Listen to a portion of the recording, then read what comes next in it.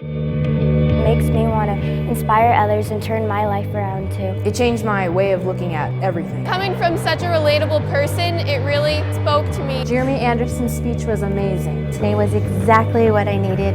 Gosh, he motivated our students like I have never seen before.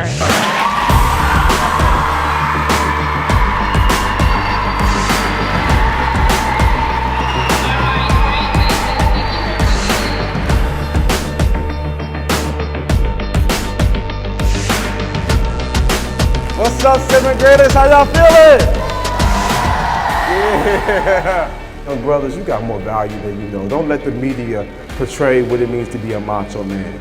You know what a real man does? The real man, he grows up, he takes care of his community, he takes care of people, he looks out for the less fortunate, he takes care of his wife, he takes care of his family. Like, that's what a real man does. You know, I was here about a month ago, and I was speaking at some of the different schools, and the principals were really taken back in my presentation and asked me to come back. We're very excited for the assembly today. Knew it was going to be great, but it was beyond great. It was phenomenal. The word just spread all over the cities, and they brought me back to speak to the kids. And for me, I like speaking with teachers, and especially the kids, because they need a word of encouragement. You know, I came from a broken past. I had all sorts of issues when I was younger, ADHD, learning disabilities, flunking out of school. I was that challenged kid that every teacher hated to see come in the classroom.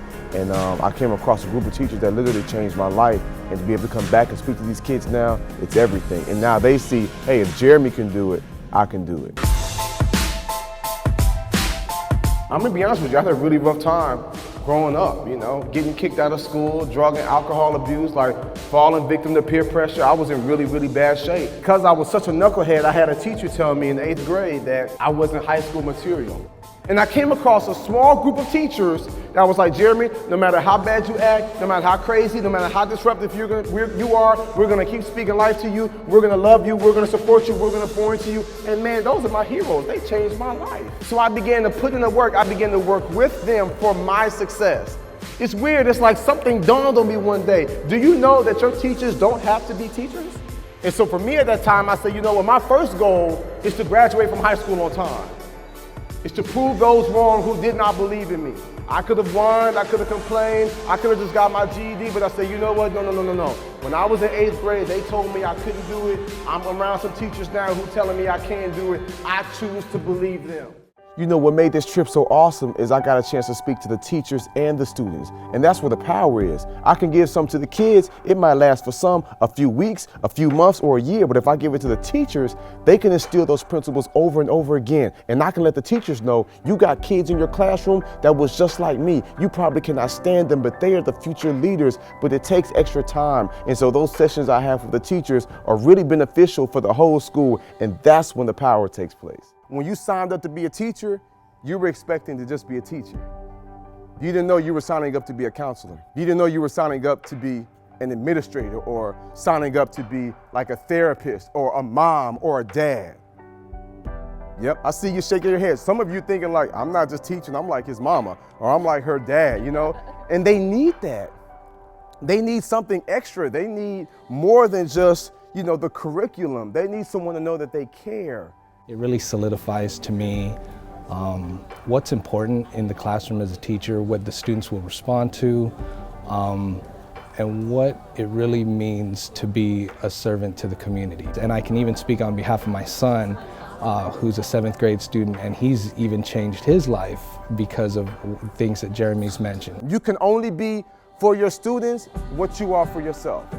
I fly all the time. And you already know, when you get on the airplane, they're gonna tell you in case of an emergency, the plane starts going down, oxygen masks are coming down, and when it comes down, what do they tell you to do first? Put your mask on first.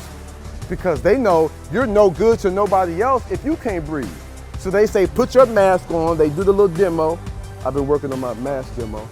You do the demo, you put the mask on, and then when you've got oxygen, then you go and you secure the little one of the passenger next to you. That's how it is when it comes to these schools. You've already got enough on you with your own family. I mean, our world, our country is already going through all the stuff it's going through. You have enough on you already. So what we have to do now is to take care of you, because if you're not good, the kid's not gonna be good. Kids being bullied, sometimes to death. It is a story you see in nearly every headline today, but sadly, it's a story we were covering as long as 18 years ago, right here on 2020. And yet there's certainly nothing old about this problem. In fact, it seems the passage of time has only made bullying worse. Listen to this, 160,000 kids a day miss school because they're too afraid to go. You know, during my presentation, I did a Q&A when I was closing it out, and one of the teachers asked me, you know, what would I do? How would I address bullying? And I got excited when she gave me that question because that's major in the schools. Like a lot of schools across the country and even internationally, they're having issues with bullying. And so I was able to really address those issues so that we can bring the needed shift within the classroom. When class starts again, how do you stop bullying in the tracks? When class starts again next week, Monday, we're gonna say, before any bullying even takes place, so no one individually is getting called out, you'll just say, however you're adding up the numbers, you're gonna just say, hey, let's just talk about being bullies real quick. You might teach math or English, science, whatever, but right now, we're gonna just talk about the negative effects of a bully, you know? And then maybe we make it personal. Depends on what grade. This can be tricky. If this was a high school, you could for sure do it. You could say, okay, let's talk about our country, because we're talking about character stuff now. Okay, let's talk about our country, all right? Who here is familiar with the term ISIS? Ooh, I know, that's that terrorist group that's hurting all those people. Okay, would you consider them a bully? Yeah, why? Because they hurt people? What else? Because they take advantage of the less fortunate? Oh, okay, great. Do you think that they will come to the United States Marine Office or Fort Bragg in our country and knock on the door and do that? No, why? Because so you talk about that, and then you may have a quick session where you say, hey, you know what? We're gonna talk about the characteristics of being a bully. Bullies only bully because they've got insecurities, because they're broken. You know, so I would find ways to really acknowledge that, and then now you got these kids thinking like, wow, so do I have the characteristics or the traits of somebody bad like that? Because the kids think it's cool. Like, I'm gonna pick on you, I'm gonna tease you, I'm gonna take advantage of you. But that's not the characteristics of a hero. We just heard an incredible presentation by Jeremy Anderson, and it was just the perfect thing that we needed to hear, just to, you know, get us rejuvenated and focused on our purpose and why we're here. And I told him that he definitely has left some seeds here at Verado Heritage. Do you give seminars for husbands?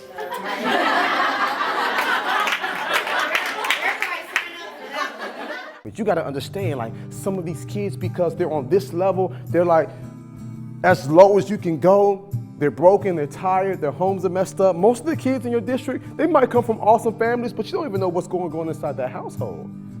You know, they're hurting. It's low self-esteem, low self-worth. And so if you have that, they're not trying to be excellent. They're just like, man, let me just at least try to be average, but they were not born to be average. He is so inspirational. He has done an incredible job. My kids, my staff have left here and they want him to come back. This is how good he is. And I know he's touched me and touched my family, so we are so blessed to have had him here in our school district, and thankful for people like Jeremy who have made it in this world because of teachers and educators and people who care. I sit back and I watch the president's State of the Union address, and I sit there and I watch CNN highlight a young boy. He couldn't have been but 10, 11 years old. They put his name up, said he was a middle school student, and he started this nonprofit like Get Moving or Get Active or something like that. And I'm thinking like, what in the world? This guy is 10. But he said, you know what? Life isn't just about me. Tonight, hearing Jeremy was fantastic. He really motivated everyone in the room. It was close to my heart what he was saying, that you have to believe in yourself, you have to dig down deep and really believe. And I really thank him for his speech and what he does across the nation. And I got to tell you, it was awesome.